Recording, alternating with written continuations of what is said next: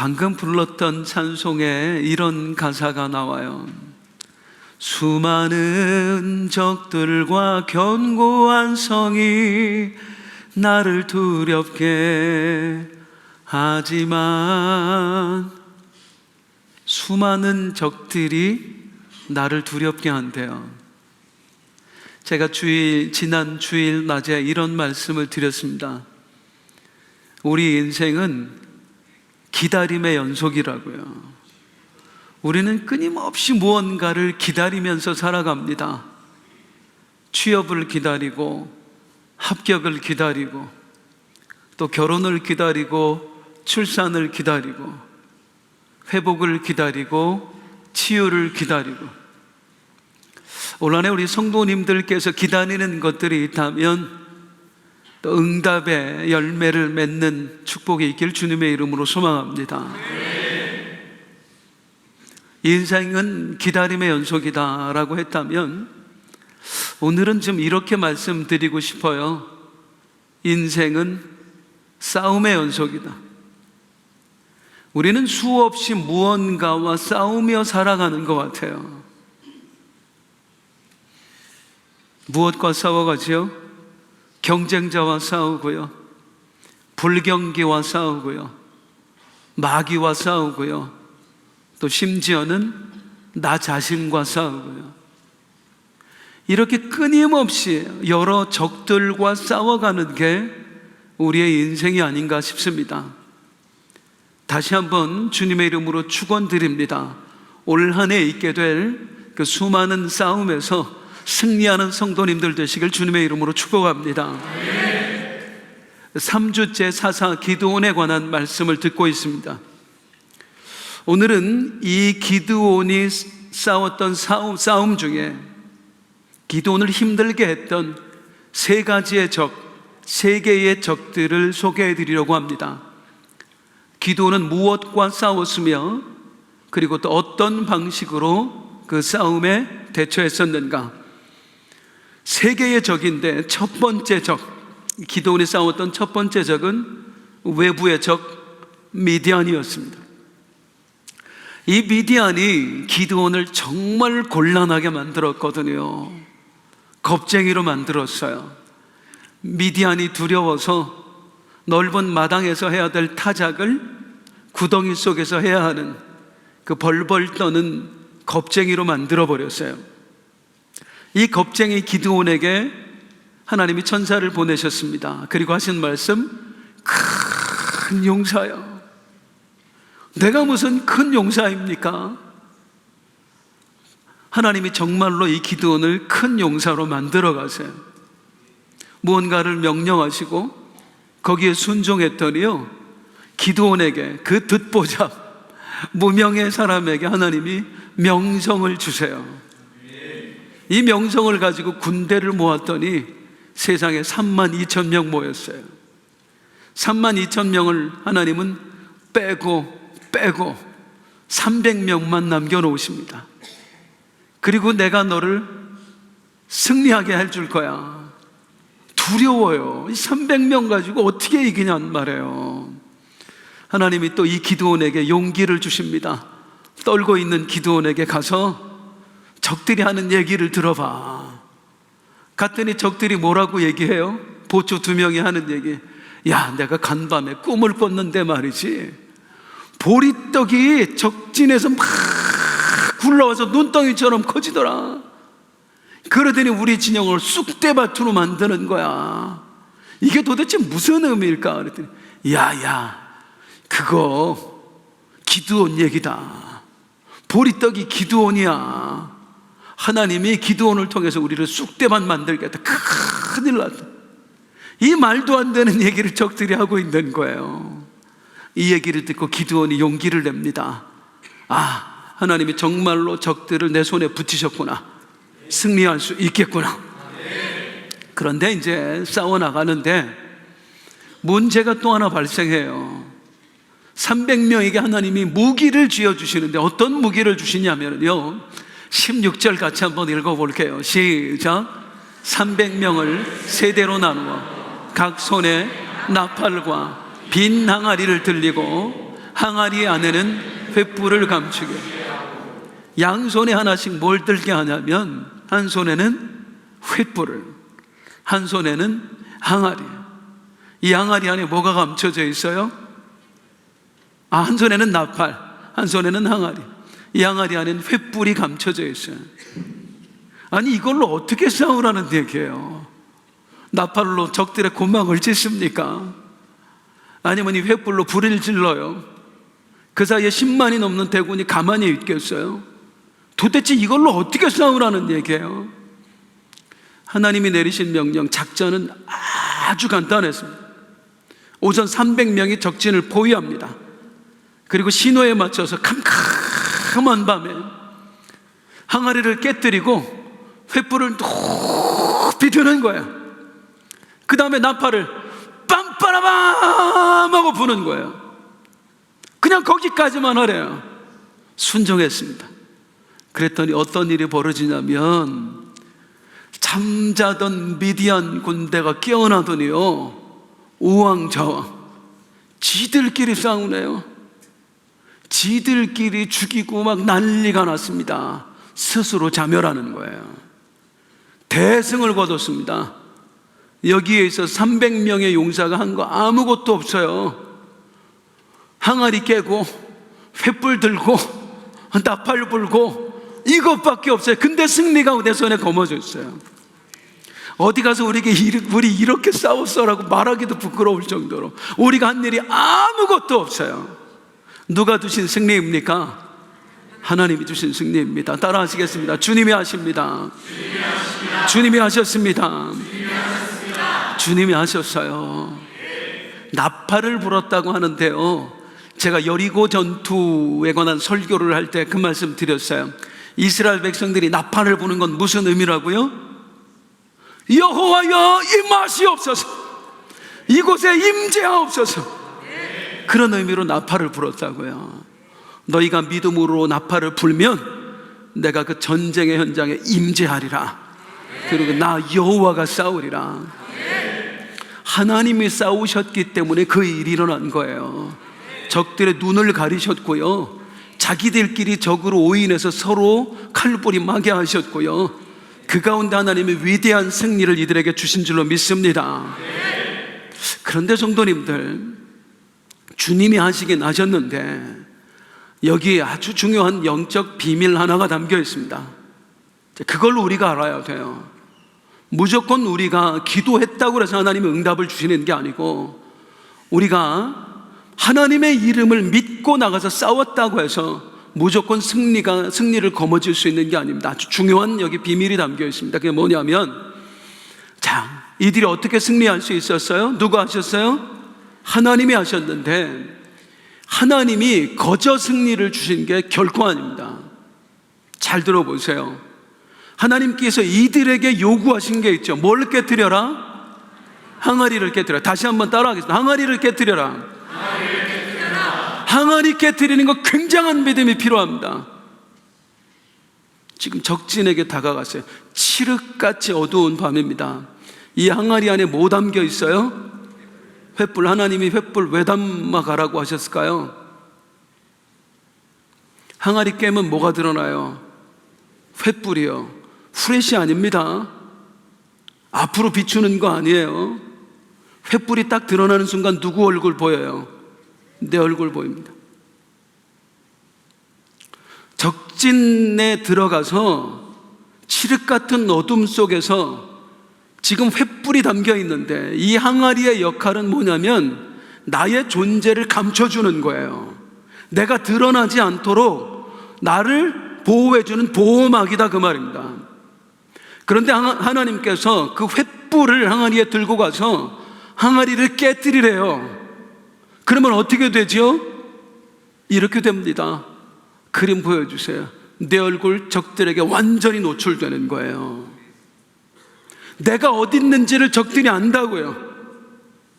내가 어디 있는지 모르면 자기들끼리 우왕좌왕하며 싸울 수 있어요. 그걸 기대라도 할 수 있겠어요. 그런데 횃불을 드는 순간 내 얼굴이 다 드러나고 내가 어디 있는지가 노출된다고요. 여기에 적들 많이도 필요 없습니다. 서너 명만 나한테 다가와도 내 목숨 그 자리에서 끝장나는 겁니다. 이런 상황에서 항아리를 깨뜨려라, 몰려가시는 거예요. 믿음을 보이라는 겁니다. 내가 너희와 함께 하겠으니, 적들을 너희의 손에 붙이겠으니 정말로 나를 믿고 가서 항아리를 깨뜨려 봐라. 위험에 너를 노출시켜 봐라. 이게 승리의 비결이었던 거예요.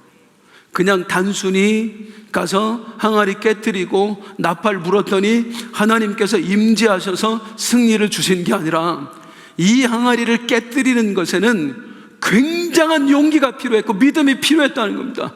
진짜로 하나님을 믿지 않으면, 이 전쟁에 우리가 하나님께 순종하면 하나님이 임재하실 것이다. 그리고 하나님이 우리를 위해 싸워주실 것이다. 하나님이 우리에게 승리를 주실 것이다.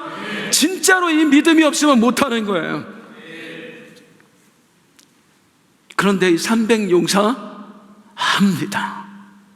하나님이 함께 하심을 믿고, 하나님이 지켜주심을 믿고, 하나님이 하실 일을 믿고 과감하게 항아리를 깨뜨려요. 나를 적들에게 노출시켜요. 그때 하나님께서 임재하셨고 그 믿음에 하나님께서 역사하신 줄로 믿습니다. 참 감사한 게요, 우리가 처음 만났던, 사사기에서 처음 만났던 기드온은 어떤 기드온이었어요? 어떤 사람이었어요? 겁쟁이였습니다.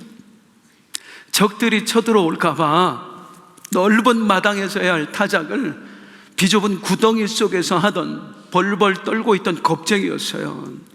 하나님이 네가 큰 용사야, 내가 너와 함께 할 거야, 전혀 믿지 못했던 사람이었어요. 그런데 그 기드온이 어떻게 해요? 하나님의 말씀을 절대 신뢰하고 내가 죽을 수도 있는 일에 목숨을 걸고 자신을 노출시킵니다. 주님이 하실 거야, 역사하실 거야. 저는 미디안을 이긴 승리보다도 이게 진짜 승리라고 믿습니다. 나를 이겨낸 거예요. 미디안을 죽인 것보다 숨어있던, 두려워서 숨어있던 내가 그 두려움의 껍질을 깨고 일어난 것, 우리 하나님을 절대 신뢰하며 큰 용사로서 나를 드러낸 것, 이게 진짜 승리입니다. 우리 하나님께서는요, 우리 삶에 일어나는 수많은 일들을 통해서 나를 이렇게 만들어내길 원하세요. 우리는 어려움이 생기면 그 어려움을 해결하는 것만 목적을 삼습니다. 하나님 치료해 주세요, 하나님 응답해 주세요, 하나님 해결해 주세요. 그런데 여기에는 하나님의 뜻이 담겨 있다고요. 단순히 미디안만 이기게 하시는 게 하나님의 뜻이 아니라 이 과정을 통해서 기드온에게 진짜 믿음을 심어주시는 것, 그를 진짜 큰 용사로 만들어내시는 것, 하나님의 어떤 요구에도 순종하는 사람으로 만들어내시는 것, 이게 하나님의 진짜 목적이었다, 그 말입니다. 오늘 내 삶에 허락하시는 문제 앞에서도 하나님은 그 목적을 가지고 계십니다. 하나님은 내 믿음 키워내길 원하세요. 내가 진짜 순종하는 사람 되길 원하세요. 하나님은 내가 정말로 하나님을 절대 신뢰하는 사람 되길 원하세요. 그러니 응답받기만 구하지 마시고요, 하나님의 의도를 깨달으셔야 돼요. 믿음 키워내는데 더 매진하셔야 돼요. 더 하나님이 원하시는 모습을 갖추는데 더 매진하셔야 돼요. 그게 진짜 승리고 진짜 응답인 줄로 믿습니다. 멋지게 승리했습니다. 여기서 끝나면 얼마나 좋아요. 그런데 사사기 이제 8장으로 넘어가면 또 다른 적들이 이 기드온을 기다리고 있습니다. 미디안이라는 그 외부의 적을 넘었고 나서 기드온이 만난 두 번째 적은 바로 내부의 적이었습니다. 전쟁이 끝나갈 무렵에 뒤늦게 참전한 지파가 있어요. 에브라임 지파입니다. 사실 이 에브라임 지파는 이스라엘에서 12지파 중에 유다 지파와 함께 가장 큰 지파였어요. 가장 힘 있는 지파였습니다. 그런데 이 에브라임 지파가 기드온이 미디안과 싸울 동안 손 놓고 있었어요. 나팔 불어서 32,000명이 모였을 때도 에브라임 지파는 단 한 명도 오지 않았습니다. 300명과 기드온이 싸울 때도 에브라임 지파는 뒷짐만 지고 있었어요. 그냥 수수방관, 구경만 하고 있었습니다. 그런 저들이 이제 우리 이스라엘이 이기니까 그제서야 이 전쟁에 뛰어드는 거예요. 그것도 기드온의 요청을 받고 뒤늦게 그 무거운 엉덩이를 이제 들고 이 싸움터에 나옵니다. 미디안의 패장병들이 막 도망치고 있을 때 기드온이 사방에서 도움을 달라고 요청을 해요. 그때 에브라임 지파에게도 빨리 와서 우리를 도와달라 하니까 뒤늦게 이 전쟁에 참전을 하는 거예요. 그리고 나서 어떻게 하냐면 용케 이 에브라임 지파가 쫓아가서 적들의 장수 2명을 사로잡습니다. 그 두 장수의 목을 베어서 기드온을 찾아와요. 그리고는 이 기드온한테 시비를 거는데요, 제가 성경 읽다가 열받을 정도였어요. 뭐라고 하는지 한번 볼까요? 8장 1절입니다 시작.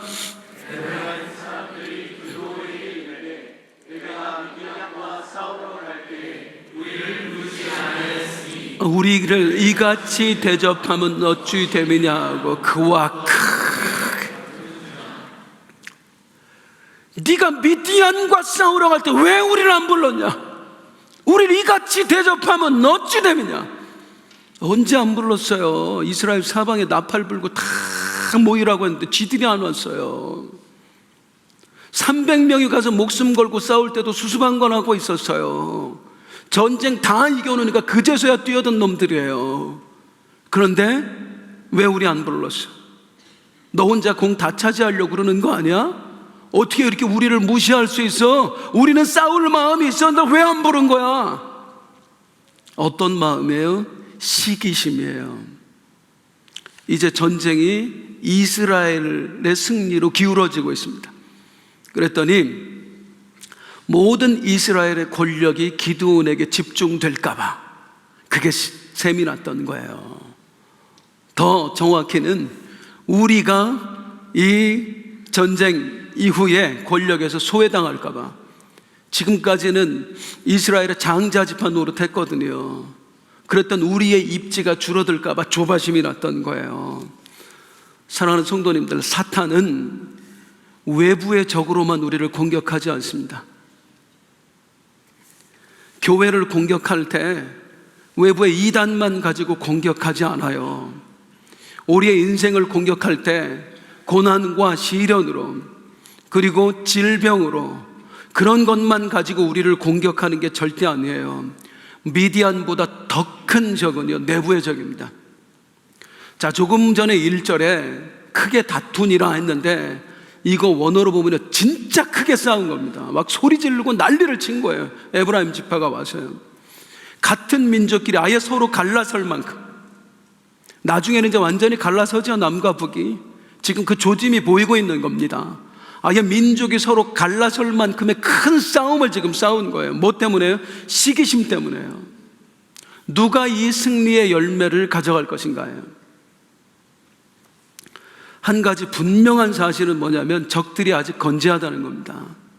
지금은 우리끼리 싸울 때가 아니에요. 적들과 싸워야 될 때요.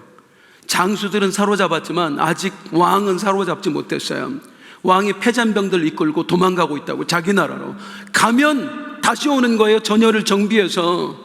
지금 분열하면 또다시 적들의 발에 짓밟힐 수밖에 없어요. 지금은 우리끼리 싸울 때가 아니에요. 적들과 싸워야 될 때예요. 그런데 우리끼리 지금 싸우게 되었어요. 누가 공이 크냐? 논공행상. 자기가 더 큰 상급을 얻으려고요. 이 에브라임의 어처구니 없는 행동 앞에서 기드온은 과연 어떤 반응을 보였을까요? 자, 참고로 기드온은 지금 어떤 상태죠? 전쟁 영웅입니다. 겨우 300명 가지고 무려 13만 대군을 물리친 역전의 용사입니다. 온 이스라엘에 그 이름을 떨쳤어요. 여룻발, 우와, 기드온 대단하다. 얼마든지 되받아칠 수 있는 그런 형편이다, 그 말이에요. 니들 내가 부를 때 안 왔잖아. 코빼기도 안 보이다가 어디 이제 와서. 이럴 수 있어요. 기드온 편들 사람 많아요. 하지만 기드온 싸우지 않습니다. 이렇게 합니다. 8장 2절 같이 함께 읽겠습니다. 시작. 기드온이 그들에게 내가 이제 행한 일이 너희가 한 것에 비교가 되겠느냐. 에브라임의 끝물 포도가 아비에셀의 만물 포도가. 여러분, 제가 한 일이 여러분이 한 일과 비교나 되겠습니까? 여러분은 장군을 잡아왔고 저는 기껏해야 졸개무리들 잡았을 뿐입니다. 당신들의 업적과 제 업적은 비교도 되지 않습니다. 이야, 멋지지 않아요? 그리고 더 나아가서 이제 뭐라고 얘기를 하냐면 3절에 한번 볼게요. 시작. 하나님이 미디안의 방백 오렙과 스엡을 너희 손에 넘겨주셨으니 내가 한 일이 어찌 능히 너희가 한 것에 비교되겠느냐 하니라. 기드온이 이 말을 하며 그때에 그들의 여러분들이 그 2명의 장수를 잡은 일은 누가 보더라도 하나님께서 여러분을 귀하게 여기셨기 때문입니다. 이 기드온보다도 하나님 눈에는 여러분들이 훨씬 더 귀한 사람들이었습니다. 그래서 하나님이 저 같은 사람한테는 보잘것없는 졸개들만 붙여주셨고요, 여러분들에게는 무려 적군의 장수를 잡아 죽이게 하신 거예요. 하나님도 귀하게 여기시는 여러분들을 제가 감히 하찮게 여기겠습니까? 그랬더니 어떻게 돼요? 그들의 노여움이 풀리니라. 잠언 15장 1절 말씀은 이렇게 말씀합니다. 시작. 유순한 대답은 분노를 쉬게 하여 과격한 말은 노를 격동하게 한다. 기드온이 지금 유순한 말로 이 에브라임 지파의 마음을 완전히 녹여버렸어요. 내부의 적이 싹도 자라지 않게 만들어버렸어요. 제 눈에는요, 미디안과 싸울 때의 기드온보다 지금 이 에브라임 지파 앞에서의 기드온의 모습이 훨씬 더 커 보입니다. 이야, 진짜 멋지다. 이거야말로 큰 용사 아니에요? 이거야말로 진짜 큰 사람 아니에요? 성도님들, 기드온이라고 에브라임이 밉지 않았겠습니까? 아니, 염치도 없고 얼마나 못돼 먹었어요. 우리 목숨 걸고 싸울 때 가만히 있다가 이제 나타나서 시비 걸고 지금 뭐 하자는 거냔 말이에요. 그런데 그들 앞에서 스스로의 자존심을 굽히는 거예요. 뭘 위해서요? 이스라엘을 위해서요. 나를 위해서가 아닙니다. 이 민족을 위해서입니다. 사랑하는 성도님들, 하나님께서 기드온에게 맡기신 사명은 무엇입니까? 미디안을 물리치는 게 아니에요. 하나님께서 기드온에게 맡기신 사명은 내 백성 이스라엘을 지켜내라 라는 것입니다. 미디안을 이겼다고 되는 게 아니에요. 이 민족을 지켜내야 기드온이 완전히 사명이 완수할 수 있는 거예요. 내 진짜 사명은 이스라엘을 구원하는 것, 분열하지 않고 지켜내는 것. 그걸 위해서, 하나님이 나에게 맡기신 사명을 위해서 나의 자존심을 굽히는 겁니다. 내 민족이 살 수만 있다면 이깟 자존심쯤이야. 그리고 스스로 그 앞에 무릎을 꿇어요. 미디안과 싸울 때는 믿음으로 그 횃불 든 빈항아리를 깨뜨렸던 기드온이 지금 이 에브라임 지파 앞에서 사랑으로, 민족을 사랑하는 마음으로 자존심의 항아리를 깨뜨려 버리는 거예요. 이게 진짜 큰 사람입니다. 목사로서 이 교회 안에 정말 많은 분들이 감사하고 고맙죠. 그런데 진짜 고마운 분들이 누구냐면요, 사실 마귀는 끊임없이 교회 안에 분쟁을 일으키거든요. 요즘 참 감사하게 우리 교회 부흥하고 있습니다. 성도님들, 기적이에요. 요즘 부흥하는 교회 없어요. 코로나 이후에 평균적으로 한국 교회 다 한 30% 정도가 줄었어요. 우리 교회 그 상황 속에서 하나님 부흥 주세요. 교회 분위기 좋다고 여기저기 소문났어요. 얼마나 감사한지 몰라요. 이런 때에 마귀는 우리를 끊임없이 공격할 거라고요. 우리 내부를 흔들 거라고요. 분열이 생기게 만들 거라고요. 그런 일들이 교회 안에 계속 사실은 있어요. 드러나지 않을 뿐이지. 성도님들 간에 다툼이 일어나고 또 분쟁이 일어나고, 이럴 때 제가 정말 고마운 분들이 누구냐면요, 누가 보더라도 이분은 잘못한 게 없어요. 저 사람이 잘못해서, 저 사람 잘못이 명백해요. 그런데 그 앞에서 오히려 본인이 미안했다고 하는 거예요. 내가 잘못했다고 하는 거예요. 딱 하나예요. 그냥 교회 공동체를 지켜내기 위해서. 그렇게 해주시는 분들을 보면 얼마나 감사한지 몰라요. 그게 진짜 큰 사람입니다. 저는 우리 장로님들이 그런 큰 사람 되시길 주님의 이름으로 축복합니다. 평생에 살아가는 동안 이 목사도, 내가 목사인데 그거 안 하는 목사 돼야 되고요, 우리 장로님도 내가 장로인데 이런 거 안 하시는 장로님 되셔야 되고요, 우리 모두 마찬가지예요. 늘 마음을 낮추고 겸손한 마음으로 다른 사람을 나보다 낮게 여기고, 그럴 때에 사단의 공격, 내부의 분열을 일으키는 사단의 공격에서 우리가 승리할 줄로 믿습니다. 기드온 진짜 큰 사람 됐네요. 얼마나 멋있는지 몰라요. 이게 큰 용사입니다.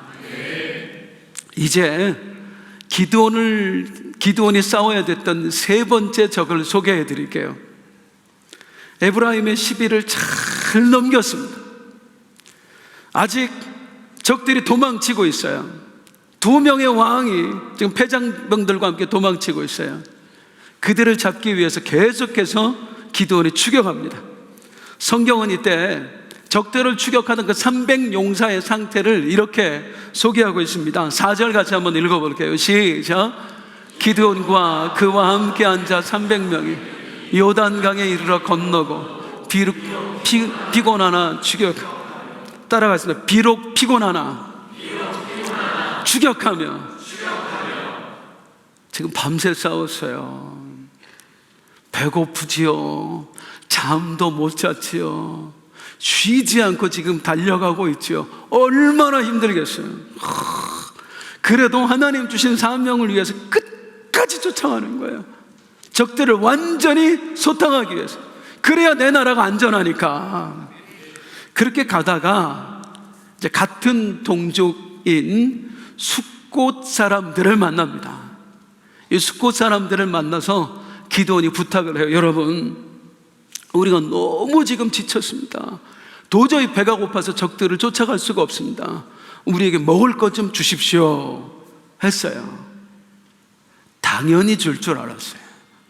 그랬더니 이놈들 좀 한번 보세요. 숫곳 사람들 뭐라고 하는지요. 6절 같이 함께 읽습니다. 시작. 숫곳의 방백들이 이르되 세바와 살문나의 손이 내 손에 있다는 거야. 어찌 우리가 내 군대에게 떡을 그 숫곳 사람들이 뭐라고 하냐면, 세바와 살문나가 누구냐면 그 미디안의 2명의 왕입니다. 야, 세바와 살문나 왕 니들 못 잡았잖아. 지금 미디안으로 다시 저들이 도망가면 전열을 정비해서 다시 쳐들어올 거야. 그때 되면 내가 지금 니들 도왔다가 어떻게 되라고. 잡아와. 그러면 도와줄 테니까. 그때까지 국물도 없어. 야, 열받아요. 열받아요. 기가 막히지 않습니까? 지금 나는 이 300명과 함께 내 민족을 구하겠다고 목숨 걸고 있어요. 그런데 이들은 지금 계산기 두드리고 있어요. 내 민족이 어떻게 되든지, 지금 우리야 어떻게 되든지 전혀 상관하지 않습니다. 오직 나한테 무엇이 이득이 될까만 헤아리고 있어요. 바로 여기서 기드온이 세 번째 적을 만납니다. 가장 강력한 적이었습니다. 그 적은 다름 아닌 내면의 적이었습니다. 내 속에서 끓어오르는 분노에, 이게 기드온이 만난 가장 강력한 적이었습니다. 얼마나 괘씸해요. 나는 지금 민족을 위해서 목숨을 걸고 싸우고 있는데 그깟 거, 아니 먹을 거 주는 게 뭐가 그렇게 어려운 일하고 여기서 계산기 두드리고 있습니까? 여기서 이득을 따지고 있습니까? 그래도 참아야 되죠. 내 사명은 민족을 구원하는 거니까. 에브라임 앞에서도 참았던 기드온, 여기서도 참아야 되는 게 맞죠. 하지만 웬일인지 기드온은 여기서 참지 않습니다. 7절 같이 읽겠습니다. 시작. 기드온이 이르되 그러면 여호와께서 세바와 살몬 나라를 내 손에 넘겨주신 후에 내가 들가시와 찔레로 너희 살을 찢으리라. 내가 어떻게 하겠다? 들가시와 찔레로 너희 살을 찢으리라. 나중에 이렇게 해요. 채찍으로 다 찢어 죽입니다. 기드온이 승리하고 와서. 그 다음에서도 똑같은 일을 만나는데요, 브누엘 사람들도 똑같이 해서 먹을 거 안 준다 그랬어요. 그러자 그 앞에서 하는 얘기가 뭐냐면 9절입니다. 시작. 기드온이 또 브누엘 사람들에게 말하여 내가 평안히 돌아올 때 이 망대를 헐려, 뭐냐면 니네 성읍을 완전히 초토화시키겠다는 거. 이대로 합니다. 기드온이 숫곳 사람들, 브누엘 사람 승리하고 돌아와서 무참히 살해해버립니다. 성도님들, 지금까지 기드온은 하나님을 위해 싸웠어요. 하나님 주신 사명을 붙들고 싸웠어요. 이 민족을 살리기 위해서 자기의 목숨을 걸었고요, 에브라임 지파, 거기서도 얼마든지 분노할 수 있는데 거기서 자존심 굽혔습니다. 민족을 위해서요. 그랬던 그가 완전히 돌변해버립니다. 그리고 나 자신을 위해서 싸웁니다. 이 분노를 이기지 못해요. 왜 기드온이 달라졌을까요? 뭐 때문에요? 크게 두 가지 이유 있습니다. 첫 번째, 이들의 배신 때문이었어요. 숫곳과 브누엘이에요. 제가 지도를 하나 보여드릴게요. 이 오른쪽에 보면 숫곳과 브누엘이 있죠. 그 왼쪽에 요단강이 흐르고 있습니다. 미디안이 쳐들어왔을 때 이스라엘 지파에서 가장 큰 피해를 봤던 지파가 기드온이 속했던 므낫세 지파예요. 왜냐하면 그 미디안 군대가 진을 쳤던 곳이 바로 므낫세 코앞에 이스라엘 골짜기였거든요. 그런데 성도님들, 이 이스라엘 골짜기는 절대로 쉽게 못 들어옵니다. 미디안이 이 이스라엘 골짜기를 차지하려면 숫곳과 브누엘을 반드시 지나서 와야 돼요. 그러니까 그들이 1차 저지선인 거예요. 그런데 아무런 저항이 없이 미디안 군대가 이스라엘 골짜기 므낫세 지파의 코앞에 진을 쳤습니다. 그리고 수시로 와서 약탈을 해갔어요. 이게 무슨 얘기인지 아시겠어요? 숫곳, 브누엘, 이 사람들이 그냥 길을 내준 겁니다. 미디안 사람들한테 니들이 길을 열어주면 난 너희는 안 건드려. 가서 저 므낫세 놈들만 건드릴 테니까 너희들한테 아무 피해 없을 테니까 길 열어. 그랬더니 순순히 길을 내줬던 거예요. 그리고 이 미디안 군대가 아무 저항 없이 요단강을 넘어와서 이스라엘 골짜기에 진을 치고 므낫세 지파를 7년 동안 괴롭혔던 겁니다. 이 배신감이었어요. 복수심이에요. 너희들만 아니었으면 우리가 그런 고통 안 당했어요. 이 배신감이 내면에 자리 잡고 있었던 거예요. 그리고 지금 이들이 보인 행태에 분노와 충돌을 일으킨 겁니다. 그리고 활활 끌어올려 버린 거예요. 많은 사람들이 가정생활에서 힘들어하고 또 인간관계에서 힘들어하고 하는 분들을 보면은요, 다 그런 건 아니지만 수많은 경우에 어릴 때 상처가 있어서 그렇습니다. 치유되지 않는 상처가 있는 거예요. 부모로부터 사랑받지 못한 사람은요, 누군가에게 내가 사랑 줬는데 사랑이 되돌아오지 않으면 이 분노가 여기서 치밀어 오릅니다. 어렸을 때 그 상처가 되살아나는 거예요.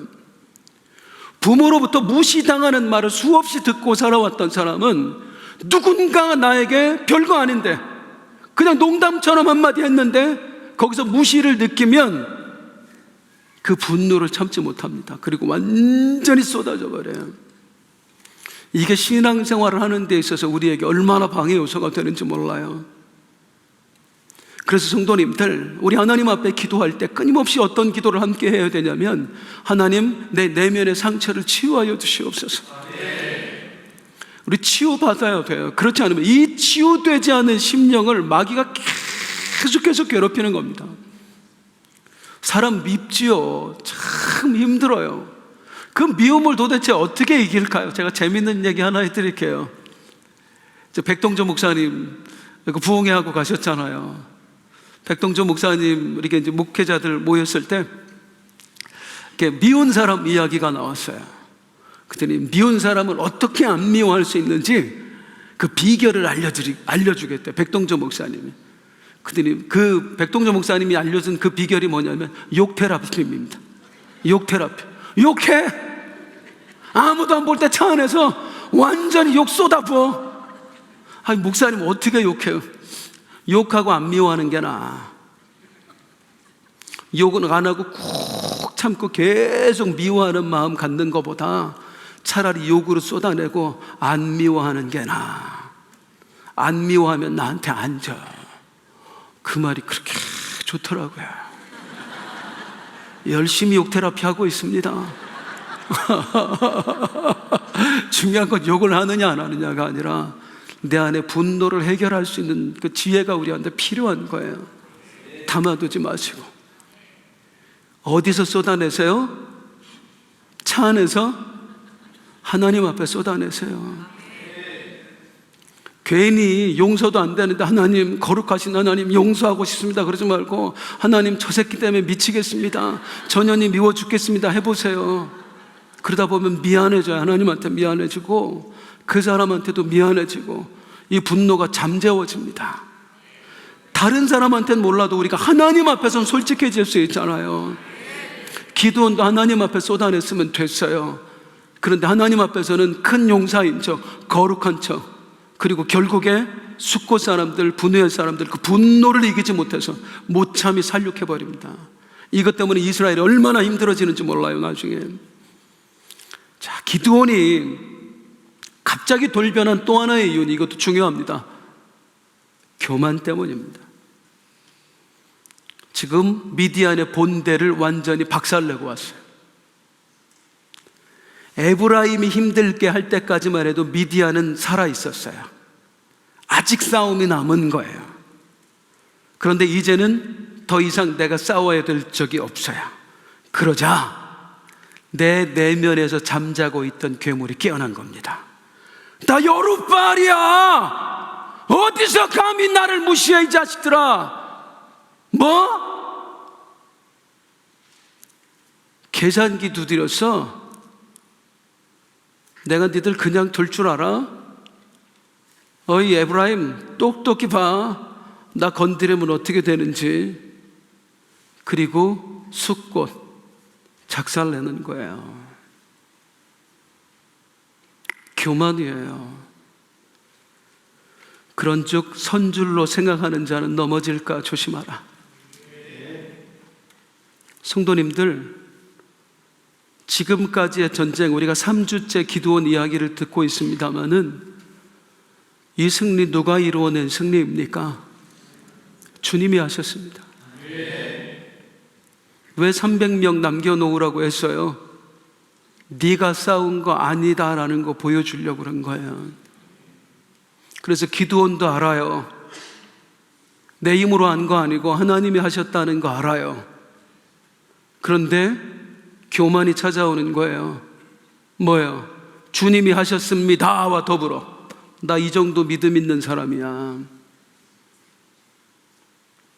너희들 300명 데리고 싸우라 하면 싸울 수 있었겠어? 나는 했어. 우리가 주님 나라 가는 그 날까지 목숨 걸고 싸워야 될 건 내 내면에서 일어나는 교만입니다. 이 교만은요, 가장 강력한 적이에요. 가장 강력한 적. 제가 언젠가 이야기 드렸습니다마는 한 번 더 하겠습니다. 나중에 또 할 거예요. 어느 개구리가 있었습니다. 이 개구리의 소원은 하늘을 나는 거였어요. 그런데 개구리가 무슨 수로 하늘을 날겠어요? 고민 끝에 하늘을 날 수 있는 방법을 찾아냈어요. 큰 새 2마리한테 부탁을 합니다. 야, 니들이 양쪽에서 이 작대기를 물고 하늘을 좀 날아라. 나는 가운데서 물고 있을게. 그러면 내가 너희와 함께 하늘을 날 수 있을 것 같아. 새들이 깜짝 놀라. 그렇게 한번 해보자. 양쪽에서 새들이 그 나무 작대기를 물고 하늘을 나니, 가운데 개구리가 그 작대기를 같이 물고 하늘을 날았어요. 와, 하늘을 나는 기분이 이런 거였구나. 밑을 쳐다봤더니 밑에 있는 동물들이 난리가 났어. 우와, 저런 방법을 도대체 누가 생각을 했을까? 누가 저렇게 똑똑할까? 개구리가 말을 하고 싶은 거예요. 내가 생각해냈다고, 내가 이렇게 지혜롭다고. 입을 열 수가 있어야지. 꼭 참고 그냥 가는 거예요. 또 지나갔더니 그 다음 말에서 누가 저런 걸 생각을 해냈을까? 우와, 대단하다. 누가 있다고 말을 하고 싶은데 말을 하지 못하고 콕 참. 그 다음만 내가 누가 그랬을까? 누가 그랬을까? 결국에는 못 참고 내가! 이 개구리 지금까지 시신을 못 찾고 있다. 이게 우리들이에요. 내가 나는 거 아니거든요. 도와줬어요. 그들의 도움이 없으면 아무것도 못했어요. 그런데 나를 얘기하고 싶은 거예요. 하나님이 돕지 않으면 나는 적들의 밥이 되었어요. 하나님이 주신 승리예요. 300명 갖고 우리가 어떻게 이겨요? 나팔로 무슨 수로 이겨요? 이 항아리 깨뜨린 게 무슨 수라고요? 아무것도 한 거 없다고요. 그런데 내가 이 적에게, 이 내면의 적에게 드디어 기드온이 삼켜버리고 맙니다. 그리고 기드온이 어떻게 망가지는가, 그건 다음 주 이야기입니다.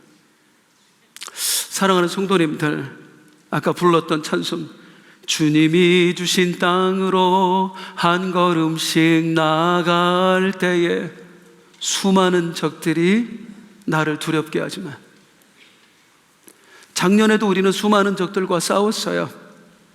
재작년에도 싸웠고요. 올해도 우리는 수많은 적들과 싸워 나갈 거예요. 지금 여러분이 싸우고 있는 적은 어떤 적입니까? 외부의 적인가요? 질병이에요? 고난이에요? 주님이 아십니다. 그 믿음으로 나아갈 때 승리가 주어질 줄로 믿습니다. 내부의 적이에요. 누가 여러분을 힘들게 하고 있어요? 자존심의 항아리를 깨뜨려 버리세요. 인정해 주세요. 당신이 나보다 낫습니다. 그게 승리의 비결이에요. 진짜 싸워야 될 대상은 나입니다. 내 내면에서 솟아오르는 교만, 분노. 기도했더니 하나님이 응답해 주셨어요. 해놓고 내가 얼마나 기도했는지를 자랑하는 나. 세상에 우리 주님이요, 그분을 붙여주셨어요. 그래서 그분이 이번 주에 교회 나왔잖아요. 주님을 이야기하면서도 교묘하게 내가 얼마나 노력했는지를 드러내는 나. 이 나와의 싸움에서 이겨내야 됩니다. 그럴 때 나도 지키고 우리 가정도 지키고 교회도 지켜낼 수 있습니다. 주여, 올 한 해 어떤 적을 만나든지 주님 주신 능력으로, 주님 주신 마음으로 승리해내는 우리가 되게 하여 주시옵소서. 우리 부족한 우리 모습을 주님 앞에 그대로 내어놓고 우리 함께 찬송할게요. 함께 일어나서 주는 완전합니다. 함께 부르겠습니다.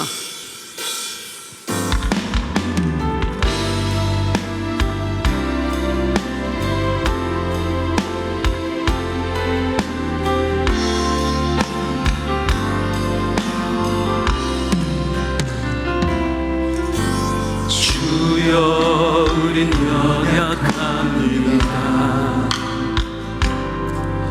우린 오늘을 힘겨워합니다. 주 뜻 이루며 살기에 부족합니다. 우린 연약합니다. 주여 우린 넘어집니다. 주여 우린 넘어집니다. 오늘 하루 또 실수합니다. 주의 긍휼을 구하는 죄인입니다. 우리 주만 바라봅니다. 다시 한번 주여 우린 연약합니다. 우린 오늘을 힘겨워합니다.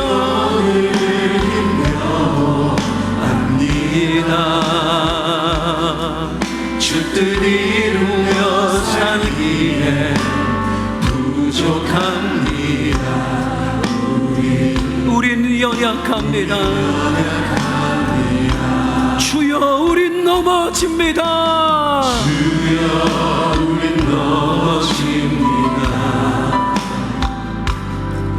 오늘 하루 또 실수합니다. 주의 긍휼을 구하는 죄인입니다. 우리 주만 바라봅니다. 한없는 주님의 온 세상 위에 넘칩니다. 가릴 수 없는 주 영광 온 땅 위에 충만합니다.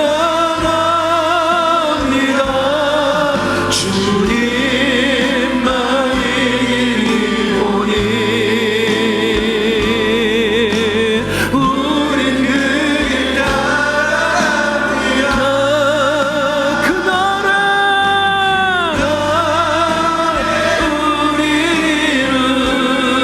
이루시 주는 완전합니 한없는 주님의 한없는 주의 은혜 아멘 넘칩니다. 가릴 수 없는 주 영광 온 땅 위에 충만합니다. 주님만이오니 우린 그길 따라갑니다. 그 나라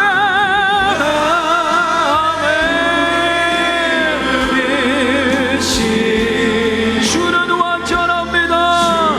우리 1절부터 한 번만 다시 고백할게. 주여 우리는 연약합니다.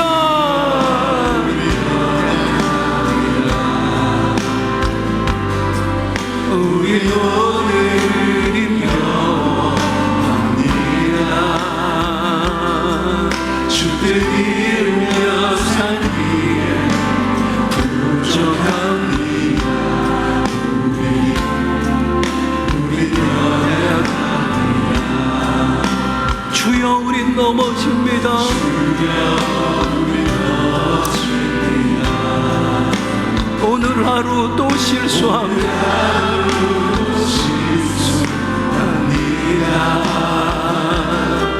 주의 그